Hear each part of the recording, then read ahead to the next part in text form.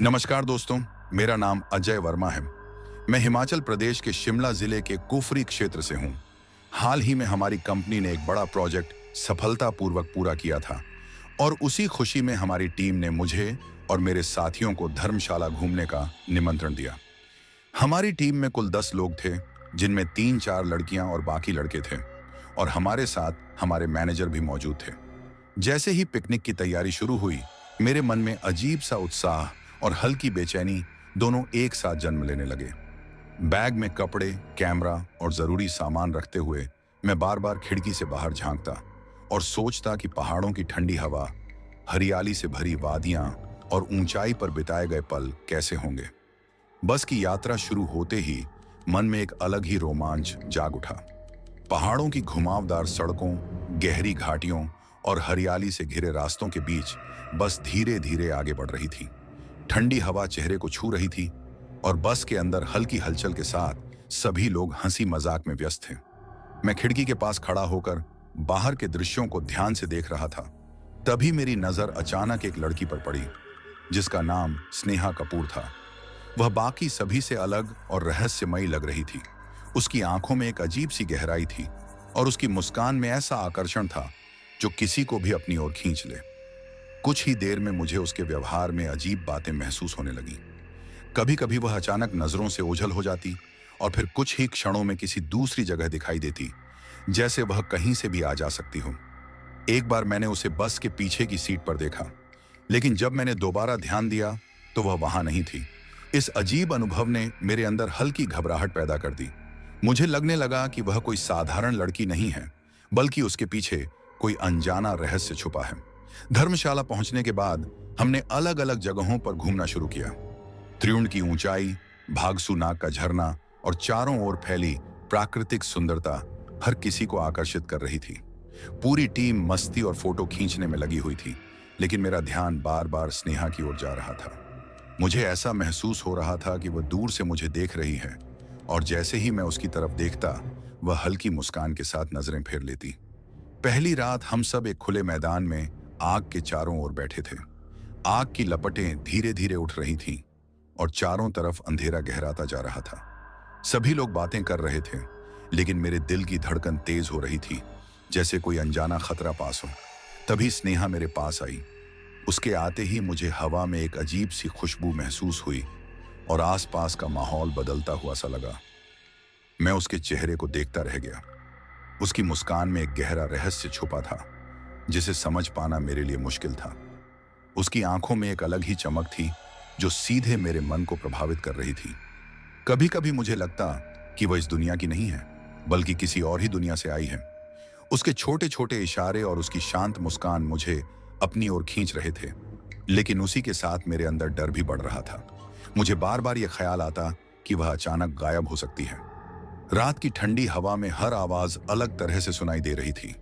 आग की लपटों की हल्की आवाज और आसपास का सन्नाटा मिलकर एक अजीब सा माहौल बना रहे थे। मुझे ऐसा महसूस हो रहा था कि कोई अदृश्य शक्ति हमें देख रही है। स्नेहा की मौजूदगी ने हर चीज को रहस्यमयी बना दिया था। कभी कभी मुझे उसके पीछे एक धुंधली सी परछाई दिखाई देती, जिसे शायद केवल मैं ही देख पा रहा था। धीरे धीरे मुझे एहसास होने लगा कि यह यात्रा सामान्य नहीं है। यहाँ कुछ ऐसा है जो हमारी समझ से परे है। स्नेहा का व्यवहार और उसकी रहस्यमयी उपस्थिति मेरे मन में कई सवाल पैदा कर रही थी। मैं जानता था कि आने वाली रातें और भी अजीब होने वाली हैं। जब बाकी लोग सोने चले गए, मैं अकेला आग के पास बैठा रहा। उसके अचानक गायब होने और फिर प्रकट होने की घटनाएं मेरे दिमाग में घूम रही थीं। मुझे यकीन होने लगा था कि इस जगह पर कुछ अनजानी शक्तियां मौजूद हैं और यह पूरी यात्रा किसी रहस्य से भरी हुई है, जिसे मैं अभी समझ नहीं पा रहा हूं।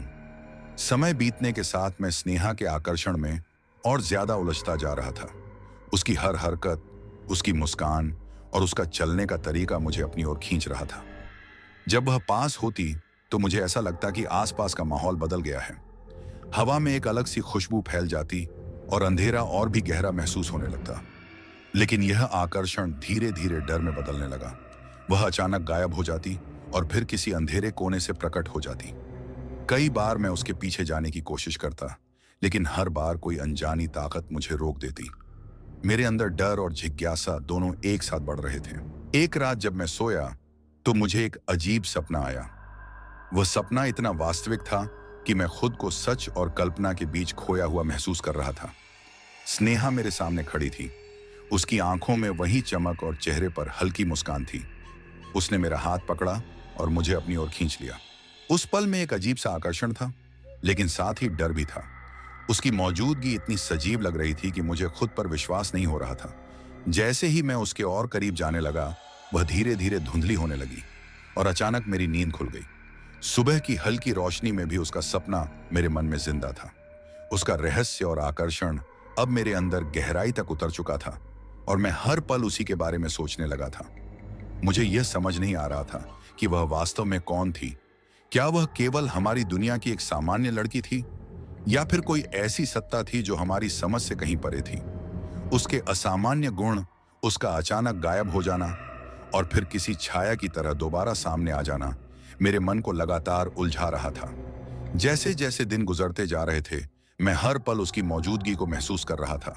कभी ऐसा लगता कि वह मेरे बिल्कुल पास खड़ी है और मुझे देख रही है, लेकिन जैसे ही मैं ध्यान से देखने की कोशिश करता, वह कहीं भी दिखाई नहीं देती। हवा का हर झोंका, आसपास की हर हल्की हलचल मेरे दिल में एक नई बेचैनी और जिज्ञासा पैदा कर देती थी। और मैं बार बार खुद से यही सवाल करता कि क्या यह सब मेरी कल्पना है, या सच में कोई रहस्यमय शक्ति हमारी इस यात्रा में शामिल है।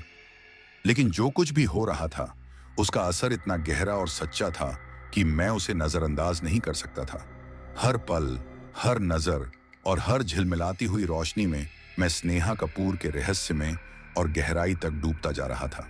उसके आकर्षण और उसके अजीब व्यवहार के बीच मेरे मन में एक अनोखा मिश्रण बन चुका था, जिसमें डर, जिज्ञासा, आकर्षण और हल्की बेचैनी सब एक साथ मौजूद थे।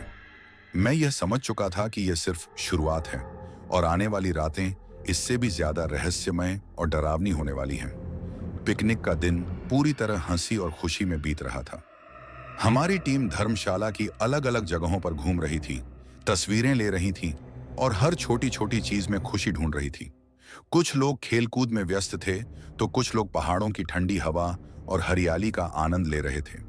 लेकिन मैं, अजय वर्मा, बार बार स्नेहा कपूर की रहस्यमयी मौजूदगी की तरफ खिंचता चला जा रहा था। वह जैसे मेरे चारों ओर एक अदृश्य छाया बनकर घूम रही थी।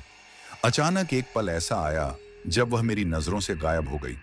मैंने उसे ढूंढने की कोशिश की, लेकिन वहां सिर्फ एक हल्की खुशबू और पुराने गीत की धीमी सी गूंज रह गई थी। जैसे ही वह गायब हुई, आसपास का माहौल बदल गया।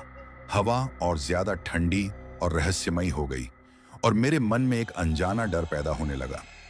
मैं उसे ढूंढता रहा, हर घाटी, हर रास्ते और हर पेड़ के पीछे उसे खोजता रहा, लेकिन वह हर बार एक छाया की तरह सामने आती और फिर किसी अनजानी दिशा में खो जाती। उसका रहस्य दिन ब दिन गहराता जा रहा था। ऐसा लग रहा था कि वह केवल मेरी ही नजरों में मौजूद है, क्योंकि बाकी लोग उसके होने का एहसास तक नहीं कर पा रहे थे। यही अकेलापन मुझे और ज्यादा डराने लगा। एक पल ऐसा आया जब मुझे उसके असली रूप का पहला संकेत मिला। उसकी आंखों में एक अजीब सी चमक थी, जिसे देखकर मेरा दिल जैसे थम गया। वह एक साथ दिव्य और भयावह लग रही थी, जैसे वह किसी दूसरी दुनिया से आई हो। उसकी मौजूदगी से आसपास की हवा भारी हो गई थी और आग की हल्की रोशनी में उसका चेहरा और भी रहस्यमयी दिखाई दे रहा था। उसकी मुस्कान अब केवल आकर्षण से भरी नहीं थी, बल्कि उसमें एक चेतावनी भी छिपी थी, जैसे वह मुझे आगाह कर रही हो कि मैं उसकी दुनिया के बहुत करीब आ चुका हूं और यह मेरे लिए सुरक्षित नहीं है। रात के समय जब हम सब आग के पास बैठे थे, मैं उसके हर छोटे छोटे बदलाव को महसूस कर रहा था। उसकी चाल में एक अजीब सी सुंदरता थी, लेकिन जब भी वह मेरी तरफ देखती, मेरे शरीर में सिहरन दौड़ जाती। कई बार मुझे ऐसा लगता कि उसकी परछाई उससे अलग होकर मेरे आसपास घूम रही है। उस समय मुझे यह एहसास हुआ कि मैं केवल उसके आकर्षण का शिकार नहीं हूं, बल्कि किसी अनजानी शक्ति के सामने खुद को असहाय भी महसूस कर रहा हूं। उसकी आवाज, उसकी मुस्कान और उसका अचानक गायब हो जाना, सब कुछ मेरे अंदर डर और आकर्षण का एक अजीब संतुलन बना रहा था। मुझे यह भी समझ में आने लगा था कि यह सब केवल मेरे साथ हो रहा है, क्योंकि बाकी लोग अब भी हंसी मजाक में लगे हुए थे और उन्हें कुछ भी असामान्य महसूस नहीं हो रहा था। हर बार जब मैं स्नेहा कपूर को देखता, उसके रहस्य की गूंज मेरे अंदर और गहरी होती जाती। मैं धीरे धीरे यह समझने लगा था कि किसी अनजानी और अज्ञात शक्ति के प्रेम में पड़ना कितना खतरनाक हो सकता है। शायद यह एक चेतावनी थी जो मुझे समय रहते समझ लेनी चाहिए थी। हर छोटी छोटी घटना, जैसे ठंडी हवा का झोंका, आसपास की हल्की हलचल और आग की लपटों की झिलमिलाती रोशनी, मुझे उसकी मौजूदगी का एहसास कराती रहती थी। मैं बार बार सोचता कि यह सब केवल भ्रम है या सच में कोई शक्ति मेरे आसपास मौजूद है। उसका रहस्यमयी व्यवहार मुझे यह संकेत दे रहा था कि मुझे सावधान रहना चाहिए, क्योंकि वह कोई साधारण लड़की नहीं थी। उसका आकर्षण जितना मोहक था, उतना ही खतरनाक भी। रात गहराती जा रही थी और मैं आग के पास बैठा उसके प्रभाव में उलझता जा रहा था। हर बार जब मैं अपने मन को शांत करने की कोशिश करता, उसकी छाया मेरे विचारों में फिर से उभर आती और मेरे अंदर डर और रोमांच दोनों भर देती। अब मुझे यह साफ महसूस होने लगा था कि यह पिकनिक केवल खुशी और मस्ती का हिस्सा नहीं है, बल्कि एक ऐसे रहस्य की शुरुआत है जो मेरे जीवन को बदल सकता है। कुछ दिनों बाद पिकनिक खत्म हो गई और हम सभी वापस अपने अपने शहर लौट आए। रोजमर्रा की जिंदगी फिर से शुरू हो गई। ऑफिस का काम, दोस्तों के साथ समय और घर की जिम्मेदारियां, सब कुछ पहले जैसा हो गया। लेकिन मेरे मन में स्नेहा कपूर का रहस्य अब भी जिंदा था। एक रात जब मैं गहरी नींद में था, मुझे एक सपना आया। वह सपना इतना वास्तविक था कि मेरी रूह तक कांप उठी। स्नेहा कपूर मेरे सामने खड़ी थी। उसकी मुस्कान पहले की तरह ही मोहक थी, लेकिन उसकी आंखों में अब एक डरावनी चमक भी थी। वह धीरे धीरे मेरी तरफ बढ़ रही थी और हर कदम के साथ कमरे का माहौल बदल रहा था। कभी ठंडा और सिहरन भरा, तो कभी एक अजीब सी खुशबू से भरा हुआ। मैं उस सपने में खुद को रोक नहीं पा रहा था। उसका स्पर्श, उसकी आंखों की चमक और उसकी मुस्कान, सब कुछ इतना वास्तविक था कि मैं डर और आकर्षण के बीच फंस गया। अचानक उसके चेहरे पर एक भयावह परिवर्तन हुआ और उसकी असली शक्ति सामने आने लगी। मेरा दिल तेजी से धड़कने लगा और मैं डर के मारे अचानक जाग गया। कमरे में चारों तरफ अंधेरा था और हवा में हल्की ठंडक महसूस हो रही थी। मुझे ऐसा लगा जैसे वह अब भी मेरे आसपास मौजूद है। उस पल मेरा दिल तेजी से धड़क रहा था और मेरे मन में एक गहरी बेचैनी छा गई थी। धीरे धीरे मुझे यह समझ आने लगा कि यह केवल एक सपना नहीं था, बल्कि उसकी शक्ति का एक संकेत था जो अब भी मेरे जीवन में मौजूद थी। हवा का हर झोंका, कमरे की हर हलचल और आसपास फैली रहस्यमयी खुशबू मुझे यही एहसास दिला रही थी कि स्नेहा कपूर कोई साधारण लड़की नहीं है। अब मैं पूरी तरह समझ चुका था कि मैं उसके प्रभाव में बन चुका हूं।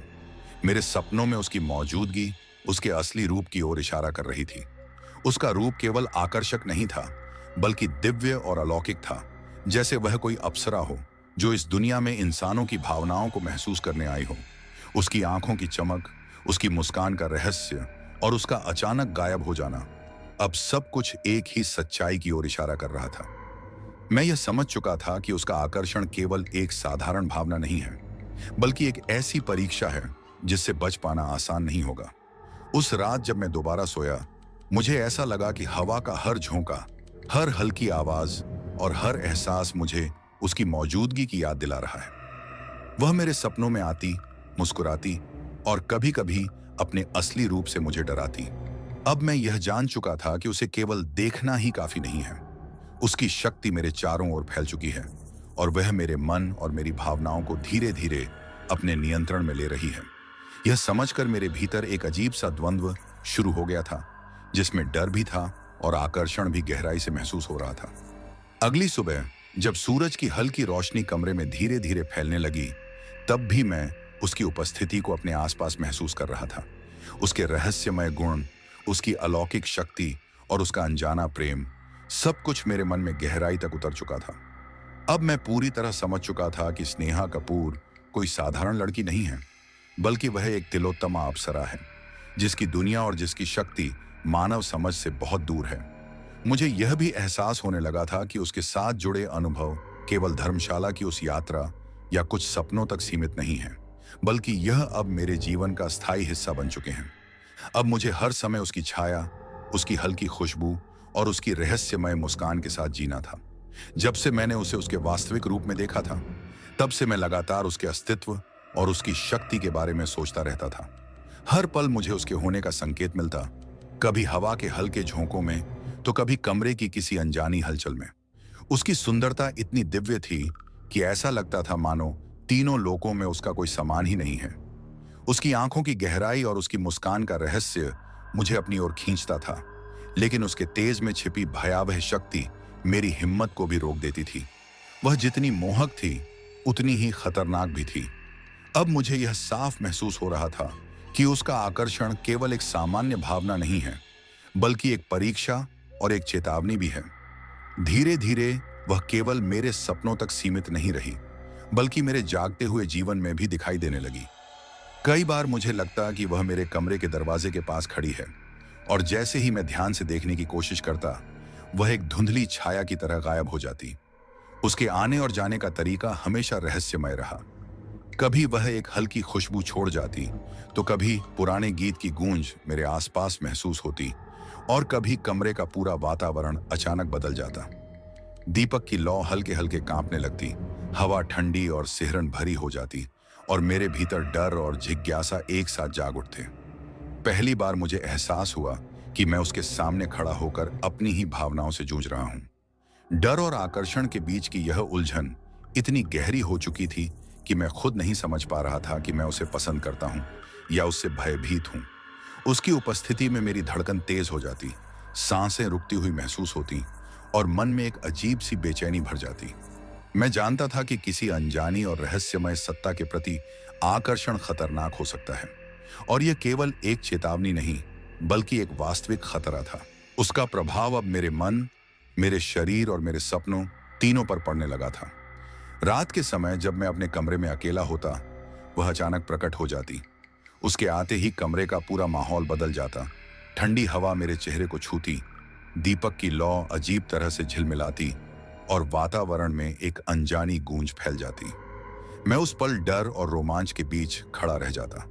कई बार मुझे ऐसा महसूस होता कि उसकी आंखें केवल मुझे ही देख रही हैं, जैसे वह मेरी हर भावना को पढ़ रही हो, और मुझे अपने आकर्षण और भय दोनों को एक साथ महसूस कराने की कोशिश कर रही हो। उसकी शक्ति इतनी वास्तविक थी कि मैं उसे नकार ही नहीं सकता था। हर झोंका हवा का, हर हल्की आवाज मुझे उसकी मौजूदगी का एहसास कराती थी। वह मेरे सपनों में आती, मुस्कुराती, और कभी कभी अपने दिव्य रूप से मुझे डरा भी देती। उसके तेज और उसकी खुशबू ने मेरे चारों ओर एक अजीब ऊर्जा बना दी थी, जिसमें डर और आकर्षण दोनों शामिल थे। अब मुझे यह स्पष्ट दिखाई देने लगा था कि स्नेहा कपूर केवल एक सामान्य प्रेम की छवि नहीं है, बल्कि एक अलौकिक शक्ति है, जिसकी दुनिया और उद्देश्य मेरे लिए रहस्यमय और भयावह दोनों हैं। हर रात जब मैं उसकी उपस्थिति को महसूस करता, मुझे समझ आ जाता कि अब मेरे जीवन में कुछ भी सामान्य नहीं रहा।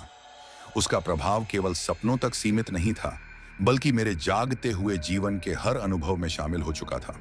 उसके आने के साथ कमरे में बदलती हवा, दीपक की कांपती लौ और वातावरण में फैलती अनजानी गूंज मुझे बार बार यह संकेत देती कि किसी भी भावनात्मक आकर्षण में फंसना बेहद खतरनाक हो सकता है। अब मैं यह जान चुका था कि तिलोत्तमा अप्सरा की शक्ति इतनी गहरी और सच्ची है कि उसे नजरअंदाज करना असंभव है। हर बार जब वो मेरे सामने आती, मैं अपने भीतर उठते डर और आकर्षण के मिश्रण का सामना करता, और यह समझ जाता कि अब स्नेहा कपूर का रहस्य हमेशा मेरे साथ रहने वाला है।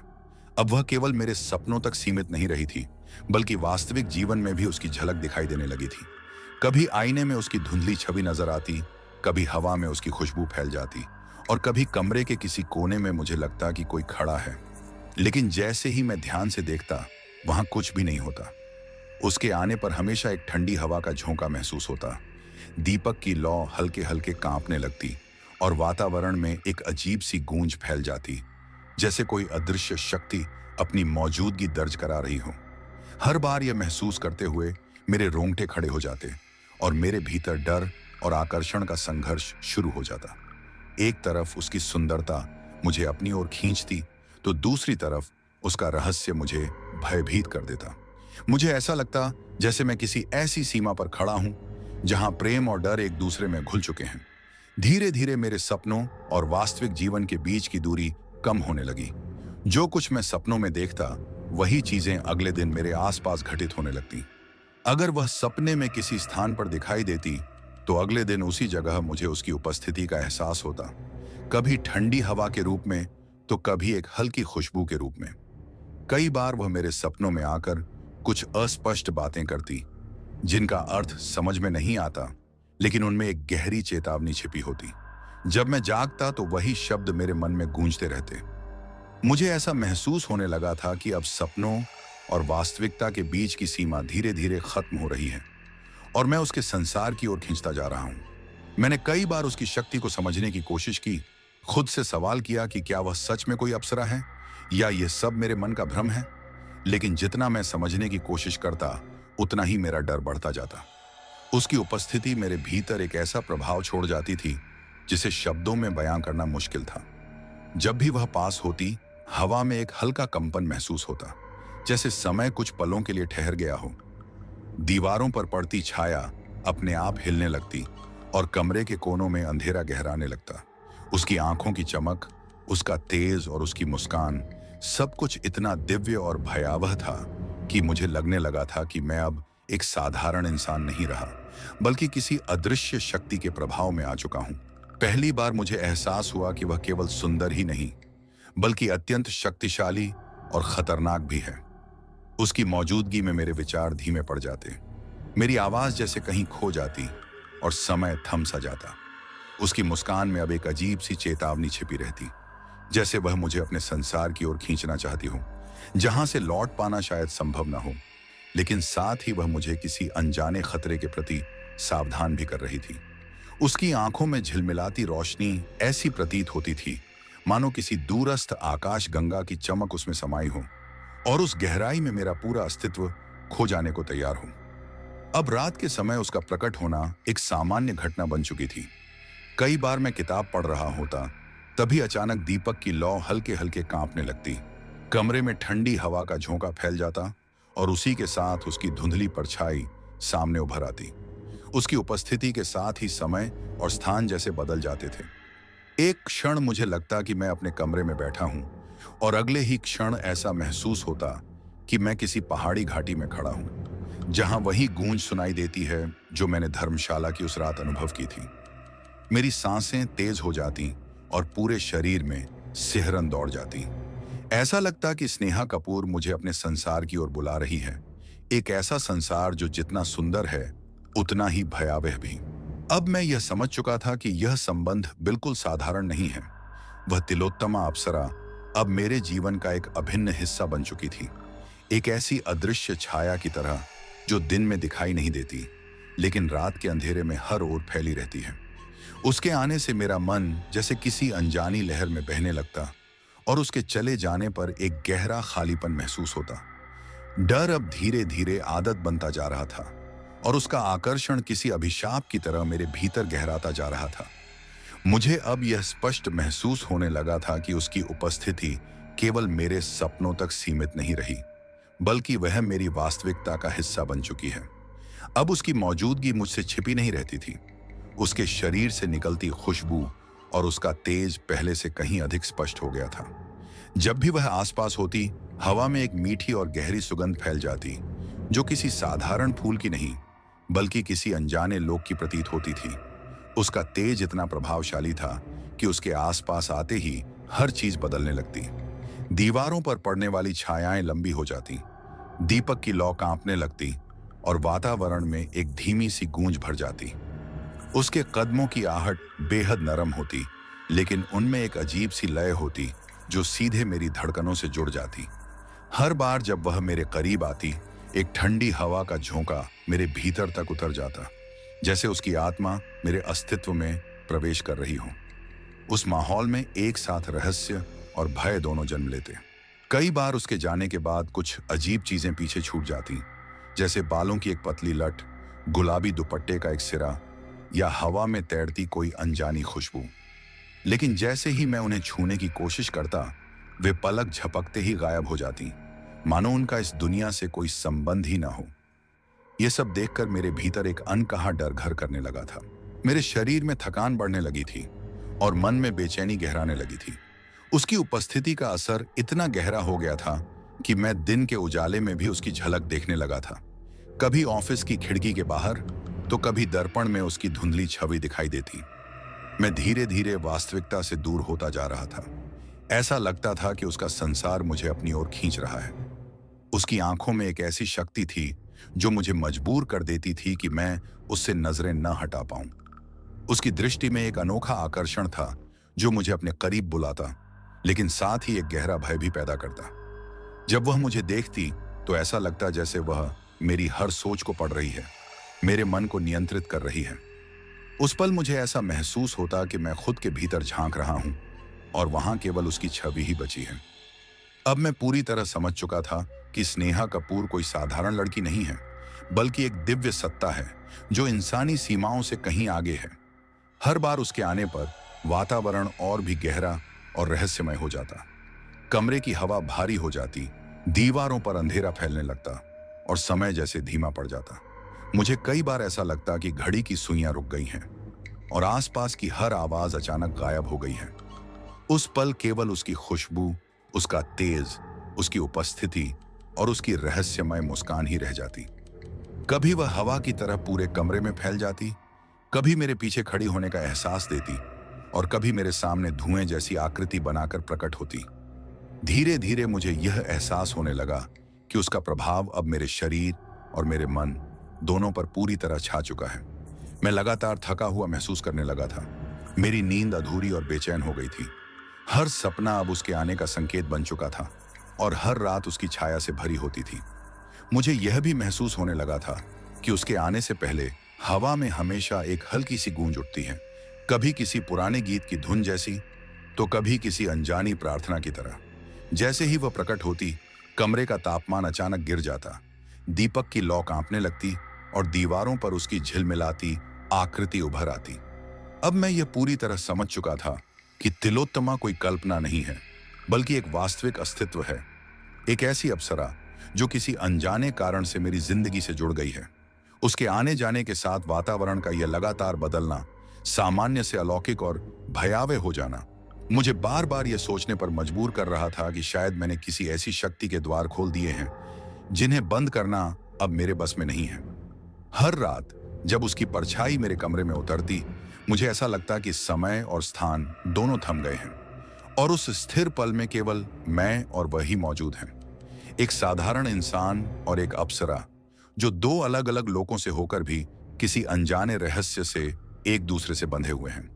अब स्नेहा कपूर, या यूं कहूं तिलोत्तमा, की उपस्थिति मेरे जीवन में पहले से कहीं अधिक गहरी हो चुकी थी।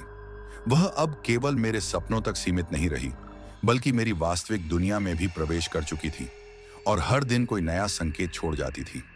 कभी मेरे कमरे में रखा पेन अपने आप गिर जाता, कभी मेरी मेज पर कोई अनजानी लेकिन जानी पहचानी वस्तु रखी मिलती, जैसे एक चांदी की चूड़ी जिसे मैंने पहले कभी नहीं देखा था, या एक कागज का टुकड़ा जिस पर हल्के अक्षरों में मेरा नाम लिखा होता।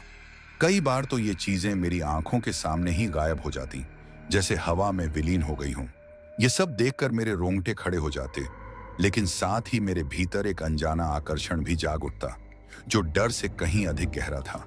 हर बार जब वह आसपास होती, मुझे महसूस होता कि समय की गति बदल गई है, घड़ी की सुइयां धीमी पड़ गई हैं, आवाजें मंद हो गई हैं और हवा में एक अलग सी गंध फैल गई है। अब मुझे साफ महसूस होने लगा था कि सपनों और वास्तविकता के बीच की रेखा धीरे धीरे धुंधली होती जा रही है। कई बार मुझे लगता कि मैं जाग रहा हूं, लेकिन अगले ही पल खुद को उसी स्थान पर खड़ा पाता जहां मैं पिछली रात अपने सपने में था। यह सब कुछ ऐसा था जैसे वह मुझे धीरे धीरे अपने संसार में खींच रही हो, एक ऐसा संसार जो सामान्य मनुष्यों की पहुंच से पूरी तरह परे है। उसके प्रकट होते ही चारों ओर हल्की सी रोशनी फैल जाती, मानो कोई अदृश्य दीपक अपने आप जल उठा हो। उस उजाले के साथ कभी कभी अजीब सी ध्वनियां भी सुनाई देती, जैसे कोई बहुत पुरानी याद धीरे धीरे फुसफुसा रही हो, जो दिल की धड़कनों को रोक देने के लिए काफी थी। उसकी आंखों में एक अनजानी आग जल रही थी और उसके चारों ओर हल्की नीली रोशनी का घेरा बना हुआ था। ऐसा लग रहा था जैसे वह इस दुनिया की नहीं, बल्कि किसी दूसरे लोक की प्राणी हो। कमरे की हवा अब भारी हो चुकी थी, पर्दे तेजी से हिल रहे थे और दीवारों पर बनती परछाइयां जैसे जीवित हो उठी थीं। वे अपने आकार बदल रही थीं, कभी इंसान जैसी तो कभी किसी अनजाने जीव जैसी। दीपक बार बार बुझने को होता और हर बार उसकी कांपती लौ में तिलोत्तमा का चेहरा और भी स्पष्ट दिखाई देता। मेरे पैरों में जैसे जान ही नहीं रही। मैं वहीं जड़ होकर खड़ा रह गया। दिल इतनी तेजी से धड़क रहा था कि अपनी ही सांसों की आवाज सुनाई देने लगी। मैं डर के मारे कांप रहा था, लेकिन वह पूरी तरह शांत थी।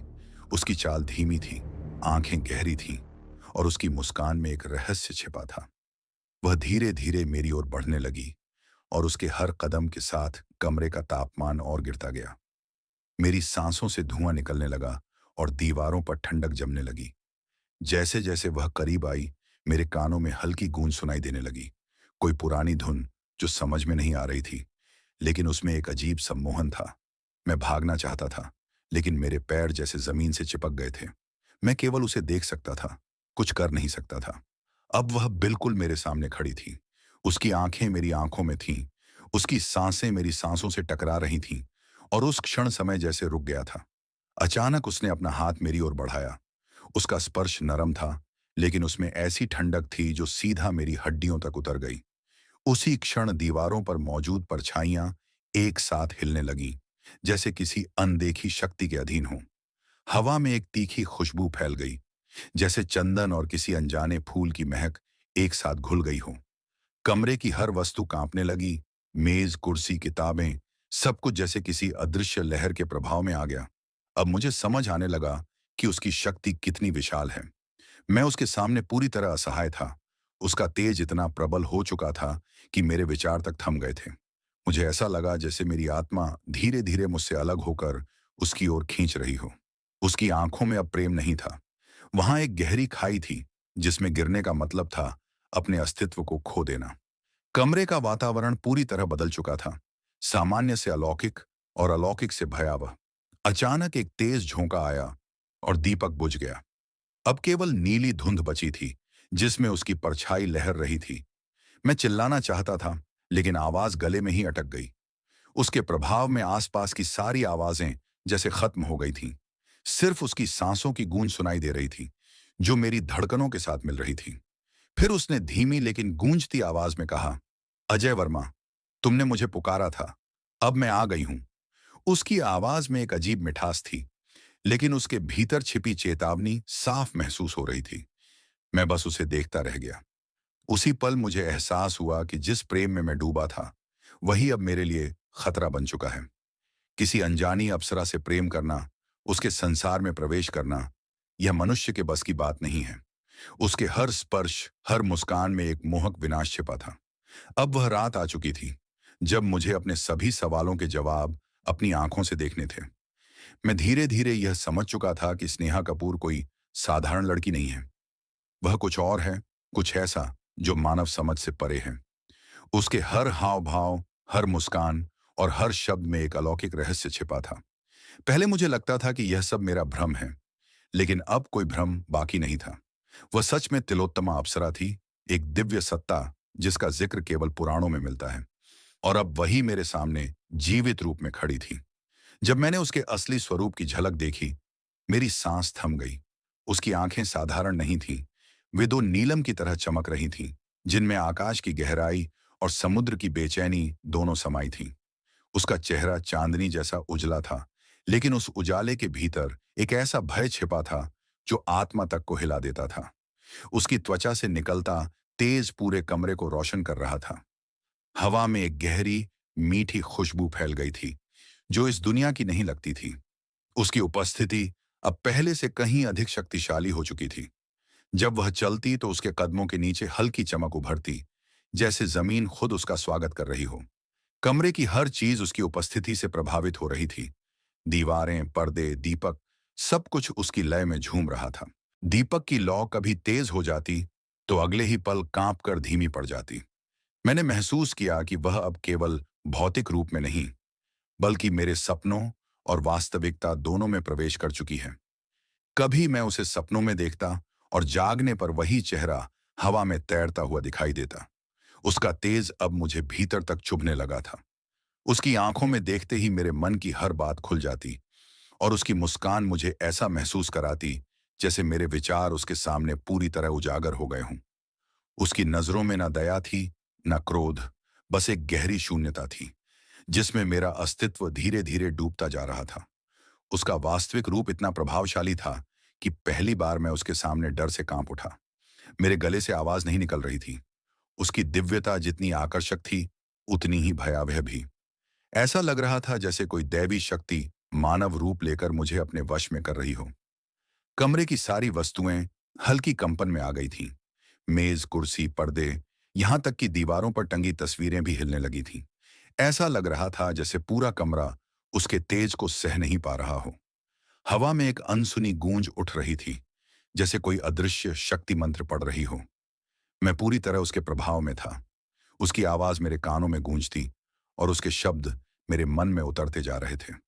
जब वह बोलती तो उसकी आवाज में कई परतें होती, कभी मधुर, कभी गंभीर और कभी इतनी गहरी कि शरीर में सिहरन दौड़ जाती। मैं उसके सामने पूरी तरह असहाय खड़ा था, अपनी हर संवेदना खो चुका था। मुझे ऐसा महसूस हुआ जैसे मेरा मन अब मेरा नहीं रहा। वह धीरे धीरे मुझसे निकलकर उसकी ओर खींच रहा था।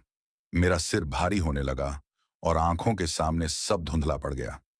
अब मुझे समझ आ गया था कि यह वही क्षण है जब मनुष्य और देवत्व के बीच की सीमा टूट जाती है। मैं महसूस कर सकता था कि उसकी शक्ति मेरे भीतर उतर रही है। मेरी सांसें धीमी हो रही थीं, शरीर ठंडा पड़ रहा था और मेरी चेतना किसी गहरे कुहासे में डूबती जा रही थी। मुझे लगा कि अगर मैं कुछ और पल उसकी आंखों में देखता रहा, तो हमेशा के लिए उसकी दुनिया का हिस्सा बन जाऊंगा। यह एहसास बेहद भयावह था, क्योंकि वह दुनिया जितनी सुंदर दिखाई देती थी, उतनी ही खतरनाक भी थी, और उसमें एक बार जाने के बाद लौटने का कोई रास्ता नहीं था।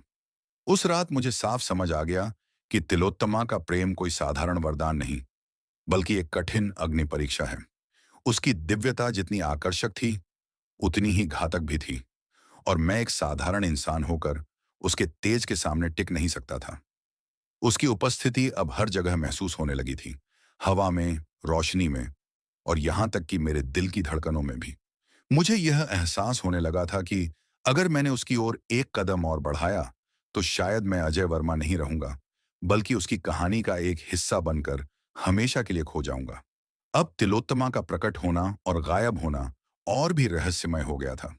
कभी वह अचानक दरवाजे के पास दिखाई देती, तो कभी खिड़की के बाहर, और उसके आते ही कमरे में एक अजीब सी गूंज फैल जाती। हवा ठंडी हो जाती और हल्की नीली रोशनी चारों ओर फैल जाती।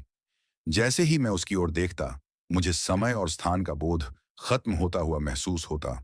मिनट, घंटे, रात और दिन सब एक साथ बहते हुए लगते, और मैं खुद को एक अजीब अलौकिक संसार में फंसा हुआ पाता। हर बार जब वह आती, मेरे आसपास की चीजें जैसे अपने आप हिलने लगतीं। दीपक की लौ कांपती, पर्दे बिना हवा के हिलते, और दीवारों पर बनती परछाइयां अजीब आकार लेने लगतीं। कभी वे किसी इंसान जैसी लगतीं, तो कभी किसी अनजाने जीव की तरह। यह सब देखकर मेरा मन कांप उठता, लेकिन उसी डर के साथ एक अजीब आकर्षण भी पैदा होता, जो मुझे उसकी ओर खींचता चला जाता। धीरे धीरे मुझे समझ में आने लगा कि उसके प्रेम में पड़ना मेरे लिए सुरक्षित नहीं है। जो पहले मोहक लग रहा था, अब वही एक खतरे की तरह सामने आ रहा था। उसकी शक्ति और दिव्यता केवल प्रेम का विषय नहीं थी, बल्कि मेरे अस्तित्व के लिए एक बड़ा खतरा बन चुकी थी। रात के समय जब वह आती, तो मेरे शरीर और मन दोनों पर उसका प्रभाव और गहरा हो जाता। मेरी सांसें धीमी हो जाती, दिल की धड़कन तेज हो जाती, और पूरे शरीर में थकान फैल जाती। मुझे ऐसा लगता जैसे मेरे हाथ पैर भारी हो गए हों, और मेरी हर सोच उसकी उपस्थिति के सामने छोटी पड़ रही हो। उसकी नजरों में एक गहराई थी जो मुझे भीतर तक खींच रही थी। उसके तेज का असर इतना ज्यादा था कि कमरे की हर चीज हल्की हल्की हिलने लगती। उसकी मुस्कान अब सिर्फ आकर्षण नहीं थी, उसमें चेतावनी और शक्ति दोनों झलकते थे। कभी कभी उसकी परछाई दीवार पर इतनी स्पष्ट दिखती कि लगता वह मेरे सामने ही खड़ी है, और मेरी हर हरकत उसके नियंत्रण में है। मैं जितना उसे देखता, उतना ही महसूस करता कि मैं उसके जाल में फंसता जा रहा हूं। अब हर हवा का झोंका, हर धुंधली रोशनी, हर हल्की गूंज, सब कुछ उसके प्रभाव का हिस्सा बन चुके थे। मैं खुद को हर समय उसकी शक्ति के सामने असहाय महसूस करने लगा था। रातें अब और भी ज्यादा डरावनी हो गई थीं। मैं ठीक से सो नहीं पाता था, और जागते हुए भी उसकी उपस्थिति महसूस करता था। कमरे की परछाइयां अजीब रूप लेकर हिलती रहतीं, कभी किसी जीव जैसी, तो कभी किसी इंसान जैसी, और उनके बीच उसका तेज लगातार मेरे ऊपर असर डालता रहता। कभी कभी मुझे लगता कि समय रुक गया है और मैं उसी के संसार में कैद हो चुका हूं। यह एहसास डरावना था, क्योंकि अब मुझे लगने लगा था कि मैं केवल एक इंसान नहीं रहा, बल्कि उसके अलौकिक प्रभाव का हिस्सा बन चुका हूं। मुझे डर होने लगा कि कहीं मैं उसके प्रेम और शक्ति के जाल में पूरी तरह फंस न जाऊं। उसके आने पर मेरा शरीर थक जाता, लेकिन साथ ही एक अजीब आकर्षण भी पैदा होता, जो मुझे उसकी ओर खींचता रहता। मैं जानता था कि अगर मैंने उसकी ओर एक कदम भी बढ़ाया, तो मैं हमेशा के लिए उसकी दुनिया में खो सकता हूं। उसके प्रेम का आकर्षण इतना प्रबल था कि डर के बावजूद मैं उसकी ओर खींचता जा रहा था। और यही डर मुझे बार बार चेतावनी देता कि किसी अनजानी अप्सरा के प्रेम में पड़ना केवल मोहक नहीं, बल्कि घातक भी हो सकता है। अब हर रात, हर हवा का झोंका, हर दीपक की झिलमिलाहट और हर परछाई की हलचल मुझे यह याद दिलाती थी कि उसकी उपस्थिति केवल दिखाई देने वाली नहीं है, बल्कि वह मेरी चेतना और मेरे जीवन पर पूरी तरह प्रभाव डालने वाली शक्ति बन चुकी है। मेरे भीतर लगातार एक संघर्ष चल रहा था, प्रेम और डर के बीच, आकर्षण और चेतना के बीच, जीवन और संभवतः मृत्यु के बीच। इसी संघर्ष में मुझे समझ आने लगा कि अब मेरे पास केवल दो रास्ते बचे हैं। या तो मैं उसके प्रभाव में पूरी तरह समा जाऊं, या अपनी चेतना और अस्तित्व को बचाने के लिए उससे दूरी बना लूं। अब मेरे भीतर दो विपरीत भावनाएं लगातार टकरा रही थीं, प्रेम और भय। मैं तिलोत्तमा के प्रति गहरा आकर्षण महसूस करता था। उसके हर हाव भाव, हर मुस्कान और हर नजर मुझे अपनी ओर खींचती थी। लेकिन हर बार जब उसकी आंखें मुझसे मिलती, या वह अपने तेज और दिव्यता के साथ मेरे करीब आती, मेरे भीतर एक गहरा डर जन्म लेता, जो मेरी धड़कनों को तेज कर देता और मेरे शरीर को कांपने पर मजबूर कर देता। सपनों में वह मेरे सामने आती, मुझसे बात करती, मुझे अपनापन दिखाती, लेकिन कभी कभी उसी चेहरे पर एक भयावह रूप उभर आता, जो किसी सामान्य इंसान की कल्पना से परे था। उसकी आंखों की गहराई और उसकी मुस्कान में छिपा तेज मेरे मन और शरीर दोनों पर गहरा प्रभाव डालता। मैं उसके प्रेम और आकर्षण में उलझता जा रहा था और खुद को उसके प्रभाव के जाल में फंसा हुआ पाता। जैसे जैसे मैं उसे देखता, मुझे महसूस होता कि मेरी चेतना धीरे धीरे उसके नियंत्रण में जा रही है और मैं उसके सम्मोहन में डूबता जा रहा हूं। जब वह कमरे में प्रकट होती, तो वहां एक अजीब शांति फैल जाती, जो डर के साथ मिली हुई होती। हवा ठंडी हो जाती, दीपक की लौ धीमी पड़ जाती और दीवारों पर परछाइयां ऐसे हिलती जैसे उनमें जान हो। उसका तेज इतना तीव्र था कि मेरी आत्मा के भीतर एक अजीब खिंचाव और बेचैनी पैदा हो जाती। कभी कभी मुझे लगता कि मैं पूरी तरह उसके प्रेम में डूब चुका हूं और मेरी हर सांस अब उसके नियंत्रण में है। उसकी उपस्थिति में कमरे की हर चीज, पर्दे, किताबें, मेज, दीपक, सब कुछ हल्की हवा में हिलने लगता और वातावरण सामान्य से अलौकिक और फिर भयावह हो जाता। मैं समझ चुका था कि उसका प्रेम केवल आकर्षण नहीं, बल्कि जीवन के लिए एक गंभीर खतरा भी है। मैं पूरी तरह उसकी दिव्यता और शक्ति के प्रभाव में आ चुका था। उसका तेज इतना प्रबल था कि मेरी सोच और मेरी शक्ति दोनों कमजोर पड़ गई थीं। कभी कभी मैं खुद से सवाल करता कि क्या मैं अपनी चेतना को बचा पाऊंगा, या हमेशा के लिए उसकी दुनिया का हिस्सा बन जाऊंगा।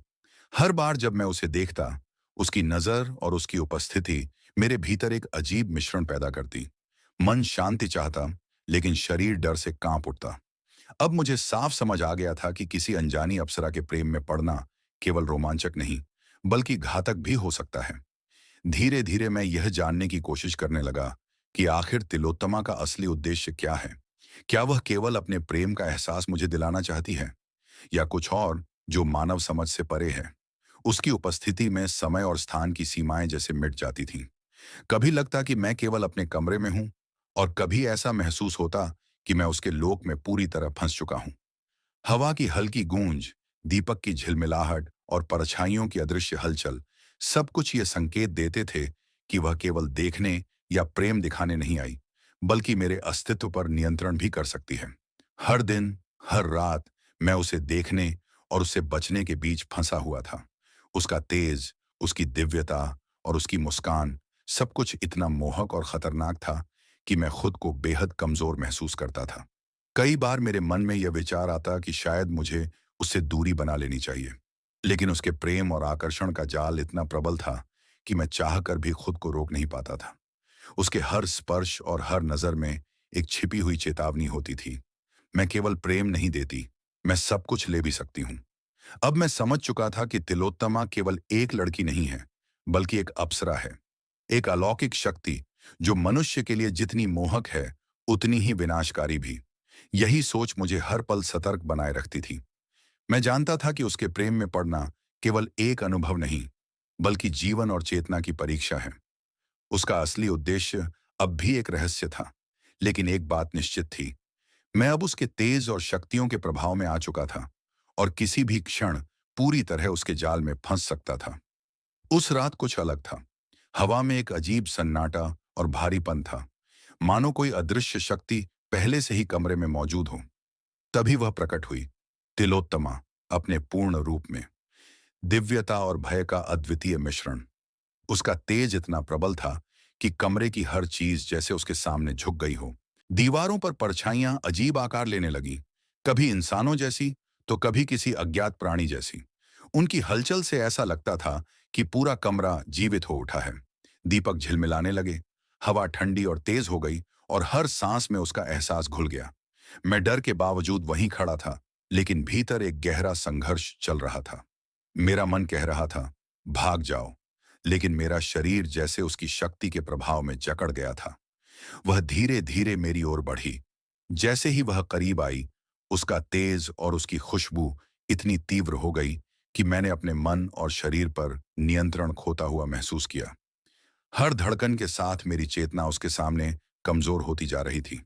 मुझे एहसास हुआ कि यह केवल आकर्षण नहीं, बल्कि एक वास्तविक शक्ति है जो किसी भी समय मुझे अपने अधीन कर सकती है।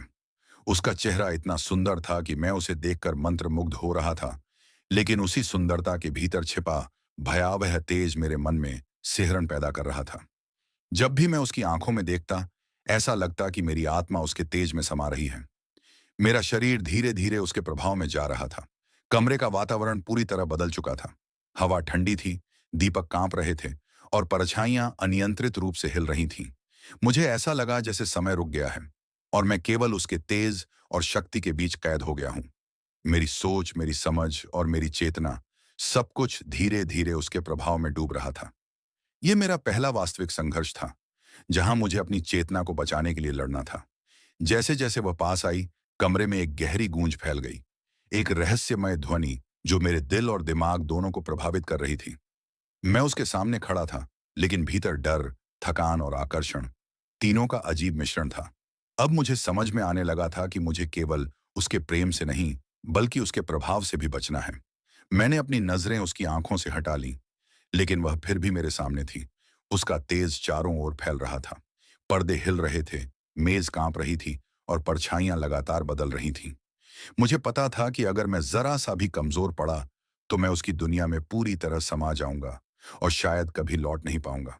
उस रात मैंने पहली बार प्रेम और भय को एक साथ महसूस किया। उसका प्रेम जितना आकर्षक था, उसकी शक्ति उतनी ही घातक थी। मैं अपनी चेतना को बचाने की पूरी कोशिश कर रहा था। यही वह क्षण था जहां मुझे अपने अस्तित्व के लिए लड़ना पड़ा। और तभी मुझे पूरी तरह समझ आ गया, तिलोत्तमा केवल प्रेम का प्रतीक नहीं है, वह एक ऐसी अलौकिक शक्ति है जो मोहक भी है और विनाशकारी भी। धीरे धीरे वह अदृश्य हो गई, लेकिन उसका प्रभाव खत्म नहीं हुआ। उसके जाने के बाद भी कमरे में ठंडी हवा, हल्की गूंज और परछाइयों की हलचल बनी रही। ऐसा लग रहा था जैसे उसका एक हिस्सा अब भी मेरे आसपास मौजूद हो। अब मैं समझ चुका था कि किसी अनजानी अलौकिक शक्ति से प्रेम करना केवल आकर्षण नहीं, बल्कि एक खतरनाक अनुभव है। उसका तेज अब मेरे भीतर बस चुका था। मेरी सोच, मेरी चेतना, यहाँ तक कि मेरी सांसें भी उसके प्रभाव में थीं। मैंने कई बार खुद को उससे दूर करने की कोशिश की, लेकिन हर बार असफल रहा। उसका प्रभाव अब मेरी वास्तविकता बन चुका था। उसका रूप, उसकी मुस्कान और उसकी आंखों की चमक, सब कुछ मेरे भीतर स्थायी रूप से बस गया। अब मैं जान चुका था, प्रेम हमेशा सुरक्षित नहीं होता। कुछ प्रेम ऐसे होते हैं जो मनुष्य की समझ से परे होते हैं, और वही सबसे ज्यादा खतरनाक होते हैं। कहानी का अंत मेरे लिए एक चेतावनी बन गया। तिलोत्तमा की दिव्यता और उसका तेज मुझे हमेशा याद दिलाएंगे कि किसी भी रहस्यमय शक्ति के प्रेम में पड़ना विनाशकारी हो सकता है। उसकी मौजूदगी अब केवल यादों में थी, लेकिन उसका प्रभाव अब भी मेरे भीतर जिंदा था। यह अनुभव मुझे हमेशा सावधान करता रहेगा। और दोस्तों, यहीं समाप्त होती है हमारी आज की कहानी, तिलोत्तमा अप्सरा की प्रेम कथा। एक ऐसी कहानी जो प्रेम, रहस्य और भय के बीच की दुनिया में ले जाती है। अगर आपको यह कहानी पसंद आई हो, तो हमारे खौफनाक पॉडकास्ट को जरूर सब्सक्राइब करें। हम हर हफ्ते ऐसी ही नई डरावनी और रहस्यमय कहानियां लेकर आते हैं, जो आपके दिल की धड़कनें तेज कर देंगी। तो जुड़े रहिए हमारे साथ और तैयार रहिए अगली डरावनी कहानी के लिए। याद रखिए, कुछ कहानियां केवल सुनी नहीं जाती, महसूस भी की जाती हैं, और वही सबसे ज्यादा डरावनी होती हैं।